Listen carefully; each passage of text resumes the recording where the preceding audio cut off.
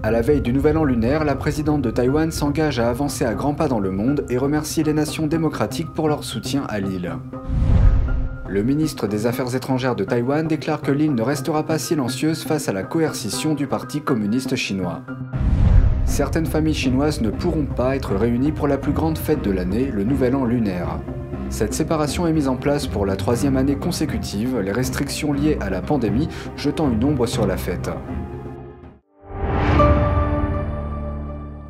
Bienvenue dans Regard sur la Chine, je suis Vladian Huitens. La date du 1er février marquait le Nouvel An lunaire et Taïwan envoie un message de remerciement à tous les pays démocratiques qui ont aidé le pays l'année dernière. La présidente de l'île, dans son message à l'occasion du Nouvel An lunaire, a déclaré « I want to especially thank all democratic partners for their support to Taiwan over the past year. We will continue to deepen exchanges with all countries and stride out into the world. » La Chine revendique l'île démocratiquement gouvernée comme son propre territoire. Au cours des dernières années, la Chine a intensifié ses efforts pour limiter le rôle international de Taïwan tout en critiquant ceux qui la soutiennent.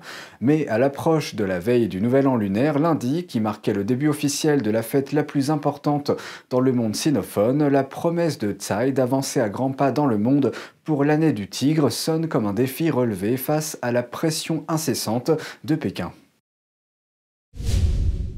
Le jour même où la présidente de Taïwan a prononcé son discours du Nouvel An, un interview du ministre des Affaires étrangères de Taïwan a été publié dans les journaux australiens The Sydney Morning Herald et The Age. Joseph Wu a déclaré que les invasions aériennes de la Chine devenaient plus intimidantes que jamais. Il a ajouté « La Chine qui accueille les Jeux Olympiques d'hiver semble donner l'impression à la communauté internationale qu'il ne se passe rien de grave. » Mais nous ne devons pas oublier toutes ces atrocités, ces génocides ou ces crimes contre l'humanité. À la fin, Wu a réitéré la position de Taïwan sur le régime communiste en disant, je cite, « Nous ne resterons pas silencieux ».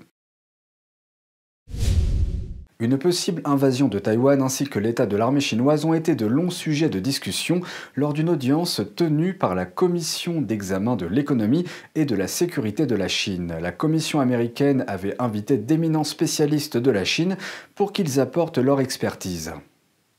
Au cours de la réunion, un commissaire de la Commission d'examen de l'économie et de la sécurité entre les États-Unis et la Chine a interrogé l'un des experts sur l'armée chinoise, également connu sous le nom d'Armée populaire de libération ou APL.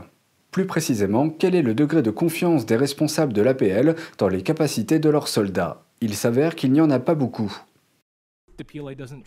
L'APL ne fait confiance à aucun de ses membres pour se montrer à la hauteur, y compris les engagés. En 2000, j'ai oublié la date, au début de l'année 2000, un document de l'APL parlant de guerre psychologique dit explicitement que la jeune génération en Chine a peur de la mort et est avare de vie. C'est eux qui le disent eux-mêmes, et ça ne parle pas d'une armée qui est particulièrement confiante.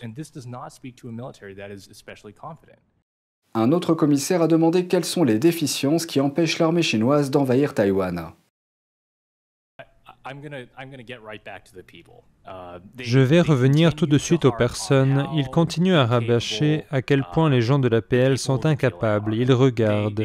Ils ne sont pas sûrs à 100% de la fiabilité politique. Ils ne sont pas convaincus que les commandants supérieurs, en particulier, sont conscients de ce qu'exige une guerre moderne. Je citerai l'exemple de l'actuel commandant de l'armée de l'air. Il est le premier commandant de l'armée de l'air à avoir piloté un avion de combat moderne de 4e génération. Les autres n'ont jamais piloté que de vieux chasseurs soviétiques de 3e et 2e génération.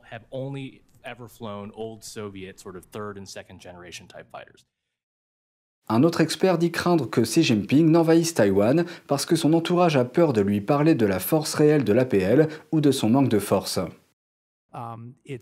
C'est une chose dangereuse à faire politiquement que d'être celui qui va dire « Non, je pense que nous devrions ralentir et que nous ne pouvons pas faire ça maintenant » parce que cela conduit à poser des questions telles que « Mais alors, qu'avez-vous fait de tout cet argent? Quel genre d'entraînement avons-nous effectué et que m'avez-vous raconté au cours de ces 20 dernières années sur l'aboutissement des capacités de l'APL ?» Je pense que ce qui m'inquiète, c'est l'arrogance, la confiance et l'ambiance qui se dégagent de Pékin ces 2 2 dernières années. J'ai bien peur que Xi Jinping ne soit en train de tester sa propre capacité militaire. Il croit qu'il est désormais à la tête d'une armée de classe mondiale, il accepte mieux les risques et il suppose qu'il va l'emporter dans ses scénarios. Il a davantage confiance dans le déclin des autres. La presse libre américaine leur donne beaucoup de munitions pour croire que nous avons une stratégie militaire creuse dans le Pacifique occidental, qui est sous-financée, sous-armée et sous-équipée, aussi bien en hommes qu'en munitions. Le groupe d'experts a également abordé la question de l'utilisation de l'intelligence artificielle par la Chine. Mais il semble que Pékin soit loin de disposer d'un système d'intelligence artificielle militaire capable de prendre des décisions stratégiques indépendantes. Ils peuvent employer des technologies d'intelligence artificielle et d'apprentissage automatique au niveau tactique. Donc, pour ce qui est de traiter les signaux radars et de dire si c'est un F-35 ou un B-1, la discussion au niveau opérationnel et stratégique est incroyablement abstraite, d'après ce que j'ai lu. Bien que l'IA n'en soit qu'à ses débuts, la Chine lui accorde une confiance énorme. Selon un expert, cette confiance a donné lieu à des résultats intéressants. Par exemple, l'algorithme de l'IA a été conçu pour être fidèle à la philosophie de Xi Jinping, appelée pensée de Xi Jinping. Il y a aussi des articles franchement hilarants qui parlent de rendre les algorithmes eux aussi fidèles à la pensée de Xi Jinping afin qu'ils puissent prendre la décision politiquement correcte ainsi que la décision militaire opérationnellement correcte. Il a déclaré qu'une forte dépendance vis-à-vis des décisions de l'IA pourrait être exploitée par les États-Unis. Autrement dit, si l'IA est désactivée, les militaires chinois ne sauront plus quoi faire. La date du 1er février marque le début de la nouvelle année lunaire. Dans toute l'Asie, c'est le moment des réunions de famille et de certains des festivals locaux les plus célèbres. Mais des mesures agressives de prévention de la pandémie empêchent certaines familles chinoises de se réunir pour la 3e fois consécutive. Le variant Omicron a atteint des dizaines de villes chinoises et les autorités maintiennent fermement la politique dite de tolérance zéro de Pékin. Elle vise à réprimer complètement le Covid-19 dans le pays, un plan que pratiquement toutes les autres nations ont abandonné. Malgré la pandémie, la plus grande fête de l'année en Chine se manifeste, le Nouvel An lunaire. Mais les commentaires d'un maire de la province du Henan ont récemment déclenché l'indignation de l'opinion publique alors que beaucoup se préparent à une semaine de vacances et de voyage. Anyone who comes back from an area deemed medium to high risk of infection, regardless of vaccination status or whether you have a negative test from within 48 hours, as long as you come back, you'll first be quarantined and then detained. Le maire a qualifié de malveillante la perspective de rentrer chez soi pour rendre visite à sa famille. Ce commentaire n'est pas un cas isolé. Certaines personnes ont commencé à partager des expériences similaires sur le réseau social chinois Weibo. L'une d'entre elles est une lycéenne de la province du Henan qui fréquente un internat dans une autre ville.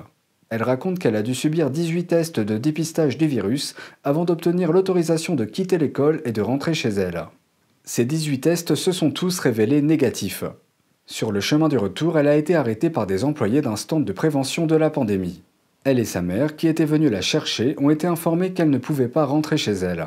Ce soir-là, elles ont été obligées de supporter de fortes chutes de neige et des conditions hivernales pendant 9 heures, avant qu'un bus scolaire n'arrive le lendemain matin pour ramener l'élève à son internat.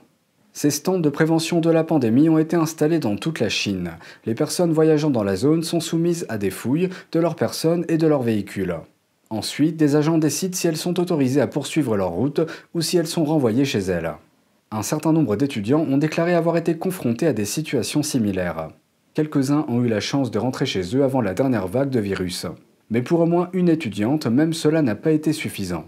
Pour protéger son identité, nous avons déformé sa voix.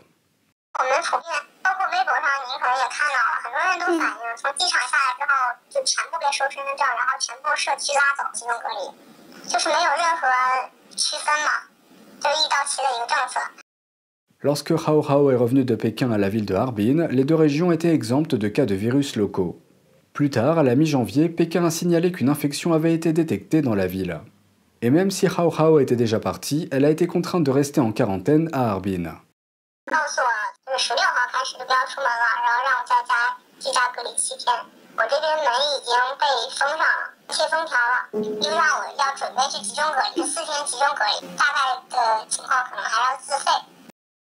Lai Jianping, avocat chinois basé au Canada, a donné son point de vue sur ces mesures. Il a décrit ces règlements agressifs comme un résultat inévitable du système rigide du Parti communiste chinois.